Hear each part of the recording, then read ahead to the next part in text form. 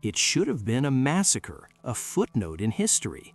A few hundred adventurers, shipwrecked on a hostile shore, marching into the heart of an empire of millions, an empire at the peak of its power, commanded by a god king, defended by fanatical warriors. The invaders were outnumbered 1,000 to 1. They were isolated, thousands of miles from any hope of reinforcement. By all logic, they should have been captured, sacrificed on blood-soaked pyramids, and forgotten. But they weren't. Instead, in less than 2 years, this tiny band of men brought the entire Aztec civilization, one of the most powerful in the world, to its knees. This wasn't a battle, it was a collision of 2 separate planets. And the story you think you know, the story of guns and courage, is only a fraction of the truth. The real story is about a handful of superweapons the Aztecs had never seen and could not counter. Weapons of steel, biology, and belief that shattered their reality. If you want to understand how history's most audacious conquest was even possible, you need to be here. Make sure you're subscribed, because we are about to unravel how 150 men, armed with the future, conquered an entire world. To understand the shock of the invasion, you first have to understand the world it shattered. In 1519, the Aztec Empire was the dominant power in the Americas. Its capital, Tenochtitlan, was an architectural marvel, larger than any city in Europe except Constantinople. It was a metropolis of canals, aqueducts, and towering temples, housing 250,000 people. The empire was a sophisticated, if brutal, society. They had a complex calendar, a form of writing, a rigid social hierarchy, and a vast trade network. Their power was absolute, maintained through a system of tribute from conquered tribes and the constant threat of their elite warrior classes, the Eagle and Jaguar Knights. But this world, for all its power and complexity, had developed in complete isolation. They had no knowledge of Europe, Asia, or Africa. They had no wheeled vehicles, no beasts of burden larger than a turkey, and crucially, they had no metallurgy for weapons. Their world was of stone, wood, and obsidian, volcanic glass sharpened to a razor's edge. They were masters of their own universe, unaware that another entirely different universe was about to come crashing down upon them. Meanwhile, across the Atlantic, a very different world had been forged in fire.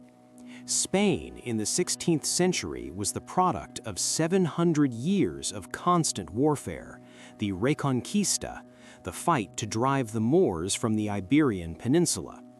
This centuries-long conflict had created a culture that glorified military conquest and a class of men who knew nothing but fighting, the conquistadors.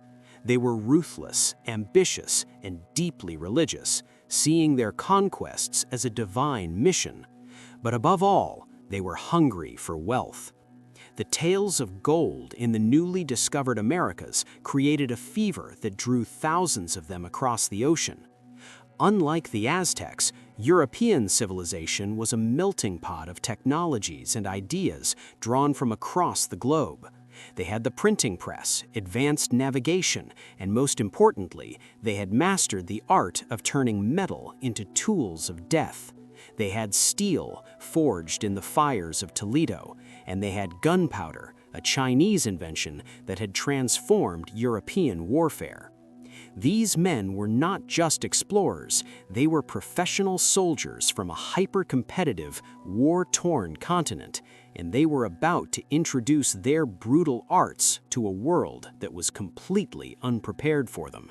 The man who would lead this collision of worlds was not a great general or a high-born nobleman. Hernan Cortez was a minor landowner in Cuba, a man of considerable charm, intelligence, and boundless ambition. He was clever, manipulative, and utterly ruthless. He had been given command of an expedition to explore the mainland, but his orders were clear: to trade, to explore, and under no circumstances to attempt a conquest. The governor of Cuba, Diego Velázquez, was deeply suspicious of Cortez's ambition and at the last minute tried to revoke his command. But it was too late. In an act of open mutiny, Cortez gathered his forces, about 500 soldiers, 100 sailors, 16 horses, and a few small cannons, and set sail in February 1519, effectively stealing the entire expedition. He was now a wanted man, a traitor to the Spanish crown. He knew that the only way to escape a hangman's noose was to succeed on such a spectacular scale that the king would have no choice but to forgive him. He had burned his bridges behind him. For Cortez, this was not a mission of exploration. It was a desperate gamble for absolute power, and he would let nothing stand in his way. Upon landing, the Spaniards' first and most fundamental advantage became brutally clear: steel. The primary weapon of the Aztec warrior was the macuahuitl. It was a fearsome weapon, a heavy wooden paddle edged with razor-sharp obsidian flakes. It was designed to slash and maim, to wound an enemy so they could be captured for sacrifice. It could inflict horrific injuries, but it was brittle. Against Spanish steel armor, the obsidian blades would shatter on impact. The Spanish, on the other hand, carried swords forged from the finest steel in the world. Their rapiers were light, strong, and designed for one purpose: killing. They could thrust and parry with deadly speed, easily piercing the thick, brine-soaked cotton armor the Aztecs wore. A Spanish soldier could kill multiple opponents in seconds. The difference was philosophical as much as technological. Aztec warfare was often ceremonial, focused on capturing high-ranking enemies. Spanish warfare was about annihilation. While an Aztec warrior tried to disable his opponent, the Spaniard went for the kill. This fundamental difference in arms and intent meant that in any one-on-one engagement, the Spaniard had a staggering advantage. Their next superweapon was gunpowder. Cortez had only a few small cannons and about a dozen arquebuses, a type of early musket. By European standards, these weapons were primitive. They were inaccurate, slow to load, and unreliable in wet conditions. But to the Aztecs, they were instruments of terrifying magic. They had never seen a weapon that could kill from a distance with thunder and lightning. Imagine it from their perspective. A line of strange men points a metal tube at you. There is a deafening roar that shakes the very ground, a cloud of foul-smelling smoke, and then men in your ranks fall dead or wounded, torn apart by an invisible force. They couldn't comprehend the physics of it. To them, this was not technology, it was the gods themselves making war. The psychological impact was immense. The sheer shock and awe of gunpowder weapons could break a charge and sow panic in the most disciplined Aztec formations. It wasn't the number of men killed by the guns that mattered most, it was the terror they inspired in all the rest. But perhaps the most terrifying weapon of all was not made of metal, but of flesh and blood. Cortez had only 16 horses, but they would prove to be as valuable as an entire army. The Americas had no large domesticated animals. The Aztecs had never seen a horse. They had no word for it. In their eyes, the man and the horse were one single terrifying creature, a monstrous, two-headed, six-legged beast that could move with supernatural speed. A cavalry charge was a devastating psychological and physical weapon. The sight of these armored monsters thundering towards them, the ground shaking beneath their feet, was enough to shatter the morale of entire armies. On the open field, a handful of horsemen could break up the tight formations of Aztec infantry, trampling men underfoot and allowing the Spanish foot soldiers to cut them down. The horse gave the Spanish a mobility on the battlefield that the Aztecs simply could not counter. It was the ultimate shock troop, an alien monster that seemed to confirm the Spaniards' divine or demonic origins. Cortez's most powerful weapon, however, may have been an idea, a coincidence of myth and timing so perfect it seems scripted. Aztec religion was steeped in prophecy and fatalism. One of their most important legends was the story of Quetzalcoatl, the feathered serpent god. The legend told that this light-skinned, bearded god had once ruled their ancestors, but had been forced to flee, sailing east across the sea. Before he left, he promised he would one day return from the east in the year 1 reed on their calendar to reclaim his throne. By an almost unbelievable stroke of luck, the year Cortez and his light-skinned bearded men landed on the coast, arriving from the east, was the year 1 Reed, 1519. The news sent a shockwave of religious terror through the Aztec leadership. Was this the prophesied return? Was Cortez a god? This question would paralyze the Aztec emperor, Moctezuma II. He was a powerful, experienced ruler, but he was also deeply devout. He didn't know whether to greet these strange arrivals with gifts and reverence, or to attack them with the full force of his armies. Exploiting Moctezuma's uncertainty, Cortez made another audacious move. He burned his ships. Not literally set them on fire, but had them dismantled. It was a clear message to his own men. There is no retreat. We either conquer this land or we die here.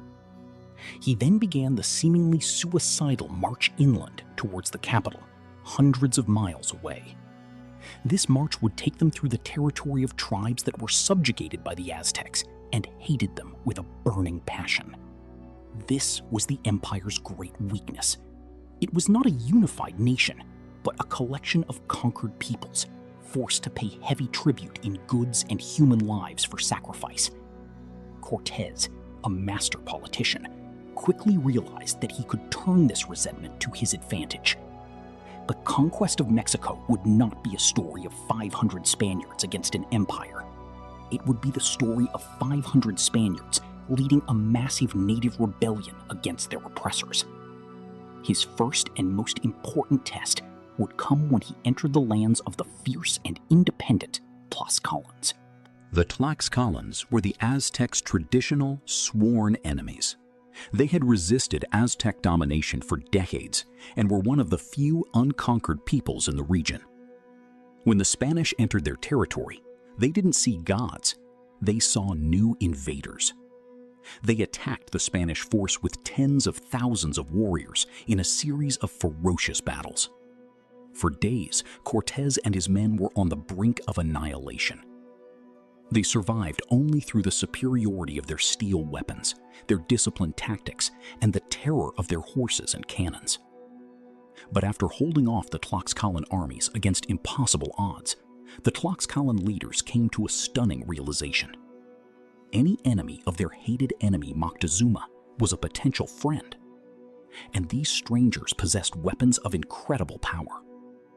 They concluded that an alliance with these newcomers was their best and perhaps only chance to finally see the Aztec Empire fall.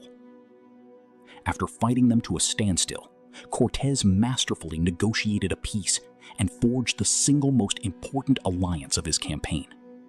The Tlaxcalans would provide him with thousands of warriors, food, and a safe haven. He no longer had just 500 men. He now had an army. With his new Tlaxcalan allies, Cortez marched on to Cholula, a city allied with the Aztecs. Here, Cortez claimed he uncovered a plot to ambush and kill his men. Whether the plot was real or an invention, his response was swift and terrifyingly brutal. He summoned the city's nobles and leaders to gather, unarmed, in one of the main plazas. Then, on his signal, the Spanish and their Tlaxcalan allies fell upon them, slaughtering thousands in a matter of hours. The Cholula massacre was an act of calculated terrorism. It was designed to send a clear and brutal message to Moctezuma and every other tribe in the region. We are not gods to be worshipped. We are men to be feared. Resistance will not be tolerated. It will be met with annihilation. The news of the massacre spread like wildfire, cementing the Spaniards' reputation for utter ruthlessness. Moctezuma, now more terrified and uncertain than ever, finally relented and invited the strange invaders into his capital city, hoping perhaps to control them, or simply to understand what they were. In November 1519, the small Spanish force walked into the heart of the empire. What they saw stunned them. The conquistador Bernal Diaz del Castillo would later write that it seemed like a dream, like the enchanted things told of in legends. The city was a marvel of engineering, cleaner and more orderly than any city in Europe.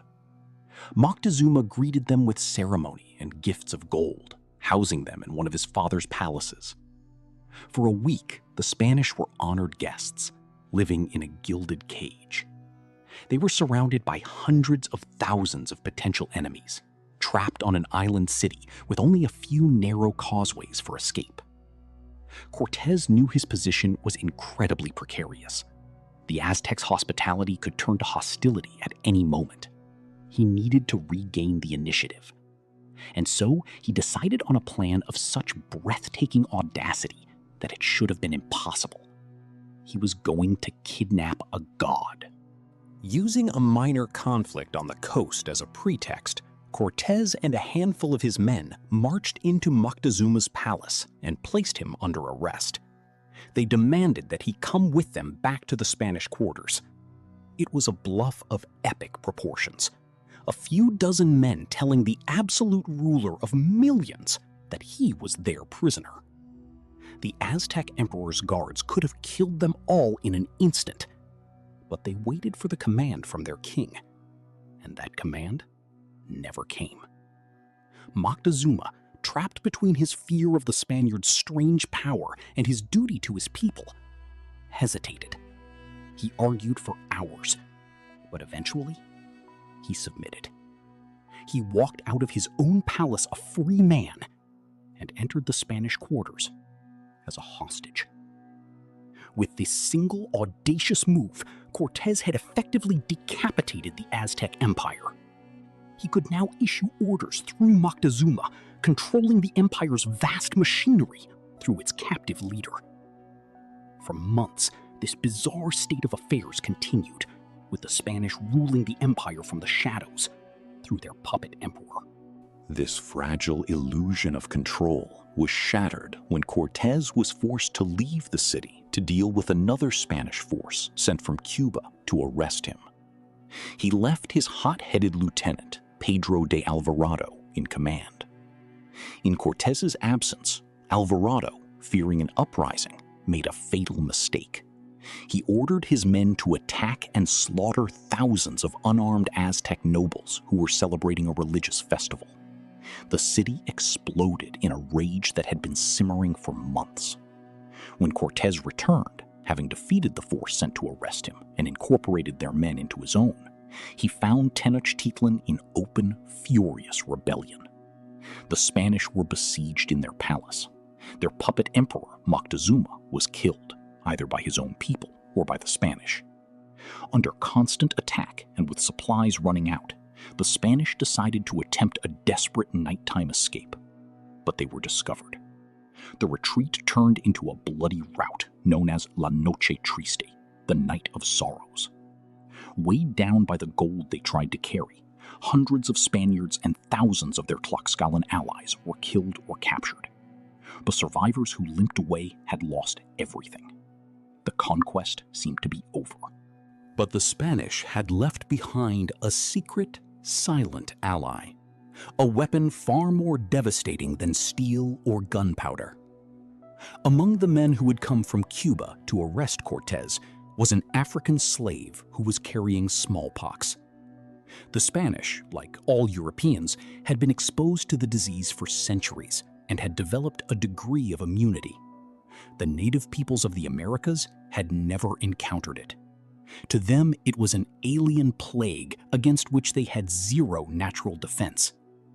While Cortez and his men were recovering in Tlaxcala, the virus swept through Tenochtitlan like a wildfire. It killed with terrifying speed and efficiency. People died so quickly there was no one left to bury them. The disease killed up to 40% of the city's population in a matter of months. It killed warriors, it killed priests, and it killed the new, energetic emperor who had led the revolt. The plague didn't just kill people. It shattered the Aztecs' social fabric, their faith, and their ability to resist. Their gods were silent. Their leaders were dead. They were facing an enemy they could not see, fight, or comprehend. Months later, Cortez returned. This time, he was not leading a small band of adventurers. He was at the head of a massive native army, swelled with tribes eager to see the Aztecs fall. and he came with a new plan. He knew he couldn't take the island city by storming the causeways again. He needed to control the lake, to cut off the city's supplies of food and water. So, in one of the most remarkable engineering feats of the age, he ordered his men to build a fleet of 13 small warships. The ships were built in the forests of Tlaxcala, then dismantled and carried piece by piece over the mountains by thousands of native porters. They were reassembled on the shores of Lake Texcoco and fitted with cannons. When this small fleet was launched, the war changed. The thousands of Aztec war canoes were no match for the Spanish ships, which could blow them out of the water with cannon fire. Cortez now controlled the lake. He had Tenochtitlan in a stranglehold. The siege had begun. The siege of Tenochtitlan lasted for 80 days. It was a brutal, merciless war of attrition. The Spanish and their allies attacked along the three main causeways, fighting for every inch. The Aztec warriors, led by their new and final emperor, the young and heroic Cuauhtémoc, fought with a desperate courage born of a people defending their homes. They would let the Spanish advance onto the causeway, then ambush them from canoes, pulling them into the water. They adapted their tactics, learning to avoid the open ground where the cavalry could operate. Every night, the Spanish would hear the grim sound of the drums from the Great Pyramid and see their captured comrades being sacrificed to the Aztec gods. The fighting was savage, a slow, grinding advance where the Spanish would gain a few hundred yards during the day, only to be pushed back at night. To stop this, Cortez made a grim decision. They would not just conquer the city, they would level it. As they advanced, they would systematically tear down every building, using the rubble to fill in the canals, creating a solid path for their horses and cannons. With the lake controlled by the Spanish fleet and the causeways blocked, Tenochtitlan was cut off from the outside world. No food or water could get in. The great aqueducts that brought fresh water from the mainland were destroyed. The city's inhabitants were reduced to drinking the salty water of the lake. Starvation began to set in. They ate lizards, rats, and the bark from trees. The effects of the smallpox epidemic were compounded by malnutrition and dehydration. The city became a living hell. The Aztec warriors continued to fight with incredible bravery, but they were starving, sick, and dying of thirst. The Spanish and their allies were not just fighting an army anymore, they were fighting a dying city. The once beautiful capital, the pride of the empire, was being systematically destroyed, its people being ground down by the slow, inescapable weapons of hunger and disease. On August 13th, 1521, after weeks of relentless bombardment and bloody assaults, the end came. The Spanish and their allies launched a final, overwhelming attack on the last pocket of Aztec resistance. The fighting was horrific, a slaughter in the ruins of the city. What was left of the Aztec warriors, emaciated from starvation and disease, fought to the last man. The final emperor, Cuauhtémoc, seeing that all was lost, attempted to escape by canoe to rally resistance elsewhere. He was spotted and captured by a Spanish ship. Brought before Cortez, the proud emperor, according to legend, asked the conquistador to kill him with his dagger. Cortez refused. With the capture of their king, the last Aztec resistance collapsed. After a siege of nearly 3 months, the great city of Tenochtitlan, the heart of the Aztec Empire, had fallen. The aftermath was an apocalypse. The city was almost completely destroyed. Of the original population of over 200,000, it's estimated that more than 100,000 had perished from combat, disease, and starvation. The conquest was complete. The Aztec Empire, a civilization that had flourished for centuries, was wiped from existence in less than 2 years. On the ruins of their capital, the Spanish began to build a new city, Mexico City, the capital of the colony of New Spain. The temples to the Aztec gods were torn down, and their stones were used to build Catholic churches. The remaining native population was enslaved or forced into a brutal system of labor. A new world was being built on the ashes of the old. For the Spanish, it was a triumph, a source of unimaginable wealth that would fuel their global empire for centuries. For the people of Mexico, it was the beginning of a long and often tragic new chapter in their history. So how did so few conquer so many? The answer is that it wasn't just a few. It was a perfect storm of factors, a convergence of advantages that together were insurmountable. It wasn't just the guns, it was the psychological terror they caused. It wasn't just the steel swords, it was the ruthless military doctrine behind them. It wasn't just the horses, it was the shock of seeing an alien creature on the battlefield. It was the brilliance and ruthlessness of a commander like Cortez, who saw and exploited every weakness in his enemy.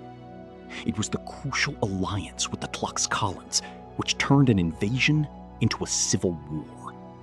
And above all, it was the silent, invisible killer of smallpox, which did more to destroy the empire than any army could have. The fall of the Aztecs wasn't a simple story of technological superiority.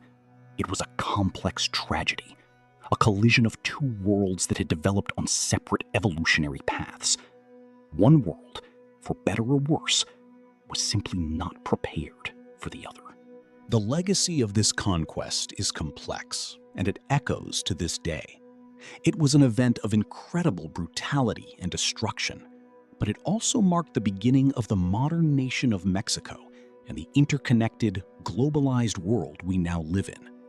It was the painful birth of a new culture, a fusion of Spanish and indigenous traditions that is visible everywhere in Mexico today.